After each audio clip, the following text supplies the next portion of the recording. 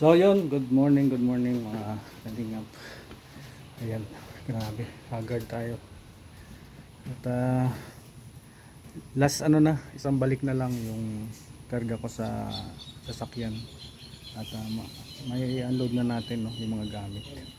So araw ng linggo ngayon, dito na kami matutulog mamaya. At mamayang hapon kukunin ko na yung higaan doon. So at yung iba pang kailangan natin gamit doon. Ayan, ito po yung magiging first night namin dito sa dream house. So pinapakabit ko na po yung bowl. Ayun, pagka mamaya tingnan natin. Ayan na oh, yan na yung update natin oh. Ganda ng CR. Magaling talaga gumawa si Kuya Gerson. Yan yata yung marumi yan yung maruming tiles. Hindi. Ayun.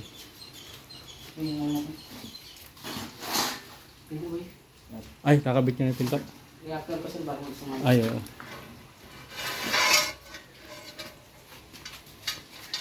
Nagawa sa atin yung pamangkin ni Kuya Gerson.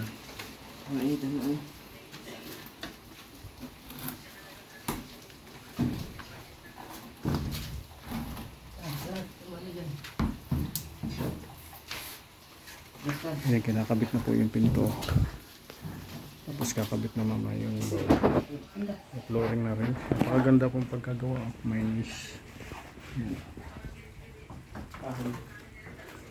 So yun, magiging susunod na project natin itong kusina. Ayan. At sabi ko nga, puploringan ko na lang to. Delikado daw yun, baka mapasukan ng ahas. So obligado tayo mag-delay siya ng panambak. Yun ang hahanapin natin. So yun, nandito na yung mga gamit natin ayan dito na, puno din yung kwarto. Nag-edit muna ako. Pahinga muna kasi nag-edit ako. So yan Editing para may upload. So yan ito yung mga laruan ni Summer. Galing yan kay Sis Selena Barbosa.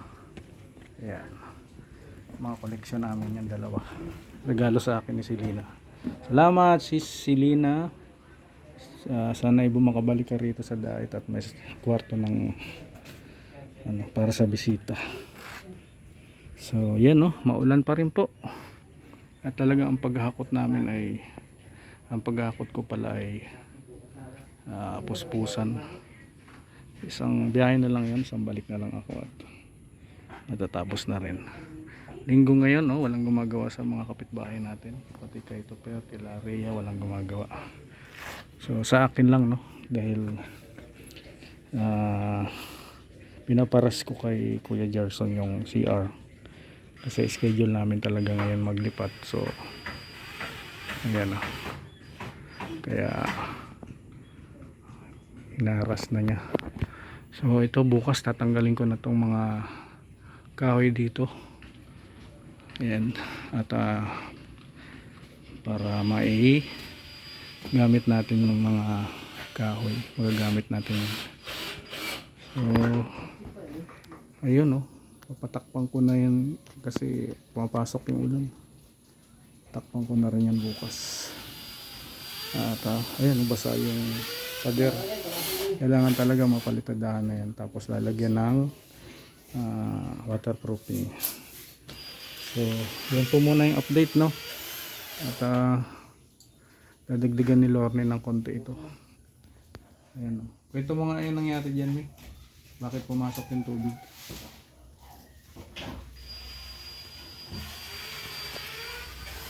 Ayan, dito yung ayan, kaya mayroon tayong timba, ano tawag dito, plangganita.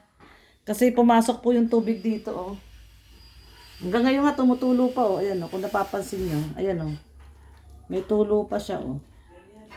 Dito tumutulo kagabi. Kahapon, pagdating namin dito, baha. Ayan, oh. May basahan. Baha po siya dito kahapon. Bahang baha.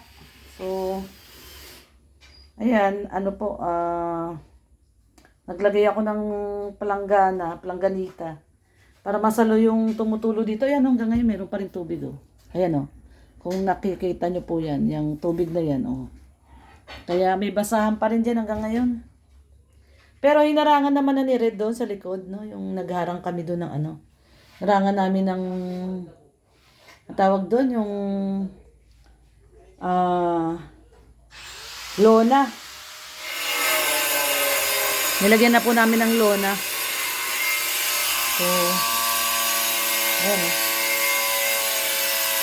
Tapos, ito, ayan, oh, yung ibang mga gamit. Nilagay ko na sa gilid. Ayan, ang pinakamaraming abubot, si Red Noveno. Ayan, oh. Mga sapatos niya. So, sa kanya din yan. So, yung, ano po ito? Sapatos niya pa to nung siya ay nagsusundalo pa. Ayan. Hanggang ngayon nandiyan pa. Tingnan nyo guys kung gaano na po katagal to. Pumapanik sila ng bundok. O, ayan o. Ayan. Tsaka ito, o, yung black na to. Pag naka, anong tawag nila doon? BDA. Ayan, tawag nila doon. BDA attire nila. Ayan, o. Grabe, hanggang ngayon, o. Matibay itong mga sapatos na to. Yung mga ini-issue sa kanilang sapatos. So, grabe, yung titibay, o.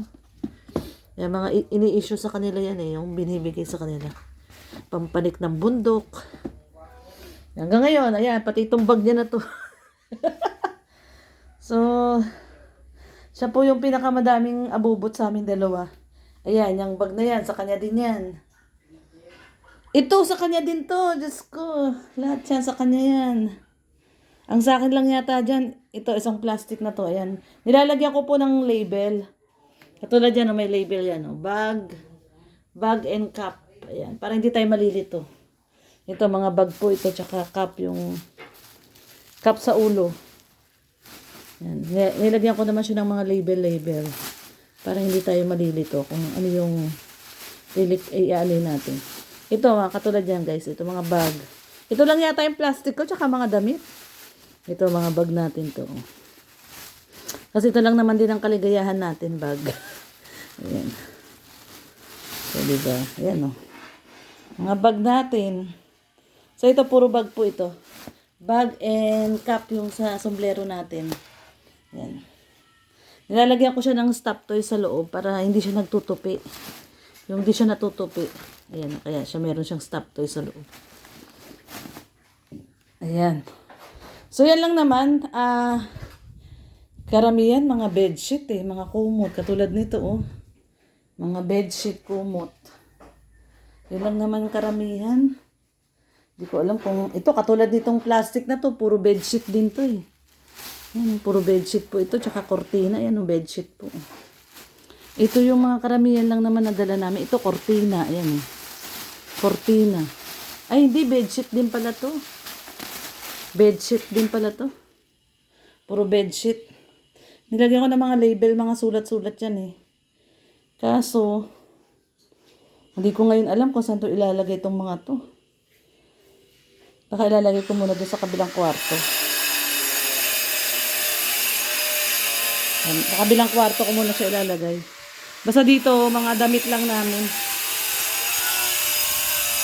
Damit lang namin dyan ilalagay ko mamaya.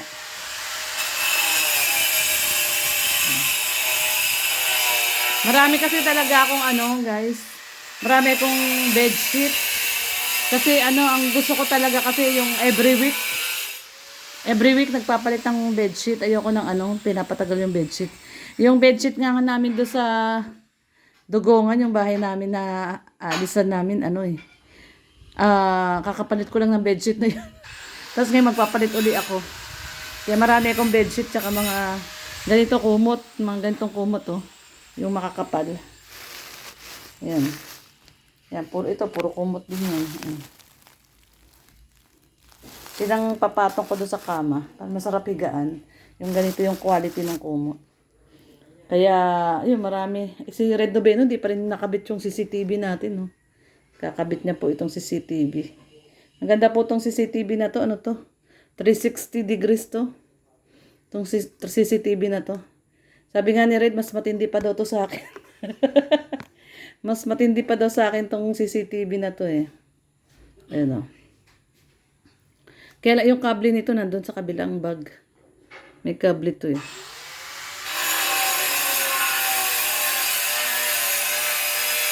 Kinuha namin sa bahay, nandun to sa kabilang bahay.